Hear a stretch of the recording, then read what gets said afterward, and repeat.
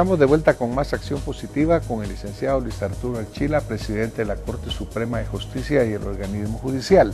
Comentábamos antes de terminar el segmento anterior el hecho pues de que una cosa lleva a la otra y por ejemplo para que pueda funcionar la Corte Suprema de Justicia necesita pues también el apoyo del Ministerio Público.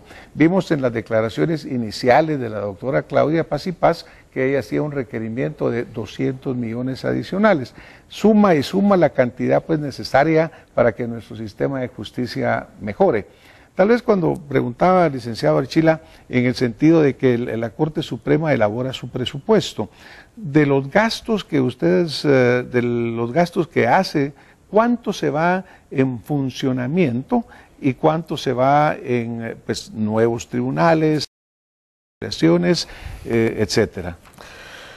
Bien, la realidad es que como la Administración de Justicia es un servicio que se presta a la población, obviamente nuestro presupuesto en un alto porcentaje es de funcionamiento. En este caso el presupuesto que estamos requiriendo, o sea deficitario que tenemos en 250 millones, es 100% para funcionamiento.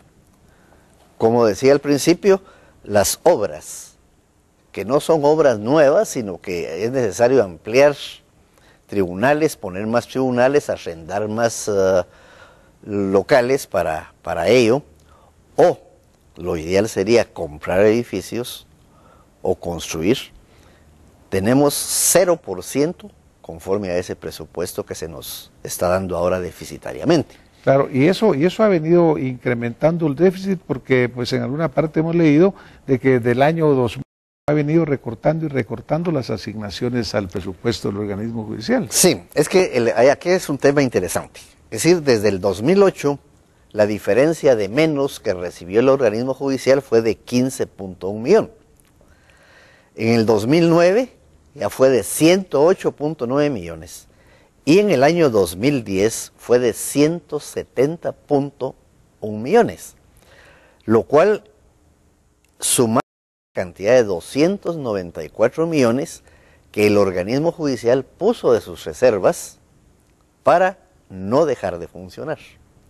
Este año desafortunadamente ya no tenemos reservas y eso es lo grave del año 2011 porque esos 300 millones, digamos en números redondos, no nos han sido repuestos. Ahora, por ejemplo, ¿qué sucede? Usted ha tenido acercamientos con el Congreso, vimos que recientemente estuvo de visita ahí, obviamente pues pidiendo el apoyo del Congreso para esta ampliación. Pero ¿y qué sucede? Porque también leímos que el ministro de Finanzas decía, bueno, vamos a ver de dónde podemos conseguir recursos. ¿Qué pasaría si esto no se logra, licenciado? Miren, lamentablemente, yo ya lo dije y desafortunadamente tengo que decirlo, si no se nos y de manera inmediata casi, el déficit de 250 millones, tendríamos que dejar de funcionar en la forma en que lo expliqué anteriormente. Es decir, a partir del mes de agosto ya no tendríamos tóner ni papel. Tenemos sí, para funcionar, sí tenemos para pagar sueldos, pero si no hay papel, no hay tóner, no podríamos funcionar. Y así vamos hasta que llegamos al mes de octubre, el último mes en que podemos pagar salarios. Yo le comentaba esto porque, como mencionaba al principio, pues el guatemalteco, si hiciéramos una encuesta y preguntamos, tal vez usted también como ciudadano independiente de su función, a veces sentimos que no hay respuesta del sistema de seguridad y justicia. ¿Considera usted que es justa esa apreciación del guatemalteco y cómo hacer para desvanecer esa visión? Bueno, yo diría que ese tema tendríamos que dividirlo en dos.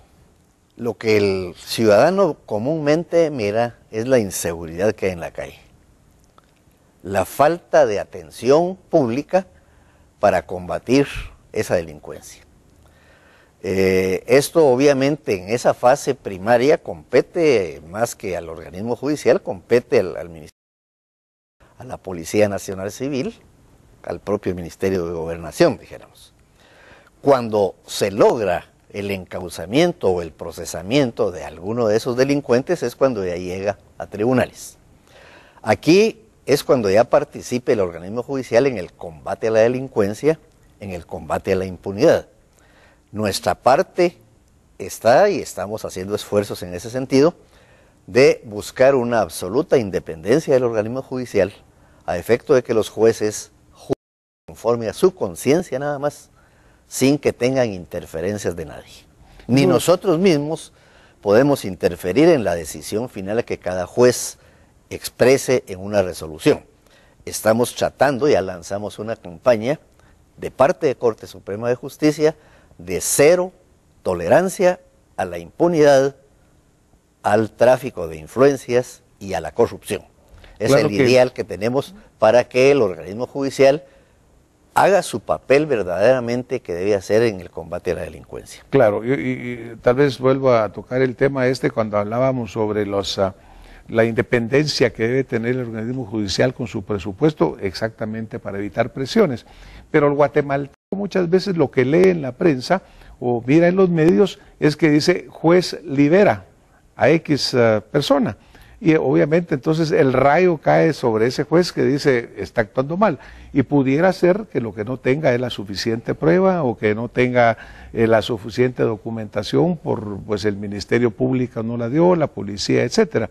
Pero no ustedes pues que realmente la culpa final, la percepción, la opinión es que es el que está fallando. Sí, efectivamente muchas veces se da esa percepción que hay que analizarla, porque como decía hace un momento, la persecución penal, el combate a la delincuencia en las calles, no compete al organismo judicial. Este interviene hasta el momento en que la policía y el Ministerio Público han hecho su labor. Y ciertamente el resultado final a veces es que un juez... Aquí es donde el papel del organismo judicial debe ser enjuiciado, llamémosle así.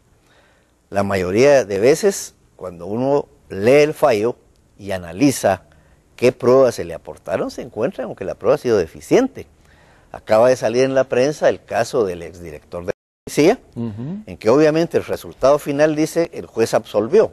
Claro. Sí, pero absolvió por falta de prueba. Claro, y lo que la percepción pública es que el juez absolvió por presión, por amenaza, por coacción o por corrupción. Claro, ese es el problema, por eso hay que instruir. Yo sí creo que es necesario iniciar una campaña a nivel nacional, diría yo, educativa, para que el pueblo sepa distinguir cuándo es realmente culpa del organismo judicial y cuándo no. Nosotros precisamente lanzamos esa campaña que creemos que sigue existiendo influencias. Y lo que queremos como Corte Suprema de Justicia es que eso se acabe. Que los jueces sean independientes, sean imparciales y objetivos para juzgar. Quiere decir que sí reconocemos que puede existir algo de eso, pero no en todos los casos, ¿me entiende? Es decir, habrá algún caso de corrupción que si lo detectamos y nos lo denuncian, estaremos prestos a darles una respuesta a quien lo haga. Y hemos pedido, es decir, la campaña va encaminada en toda la República a que las gentes, las personas, aprendan a denunciar las cosas indebidas. Punto 1, para que haya justicia. Punto 2, para que el organismo judicial desempeñe su función de acuerdo a esos principios. Y punto 3, para que el pueblo de Guatemala finalmente logre que se acabe la impunidad, que se acabe la corrupción y que todos juntos logremos instaurar un verdadero régimen constitucional de derecho en el país. Muchas gracias. Vamos a un corte. Volvemos un momento con más Acción Positiva.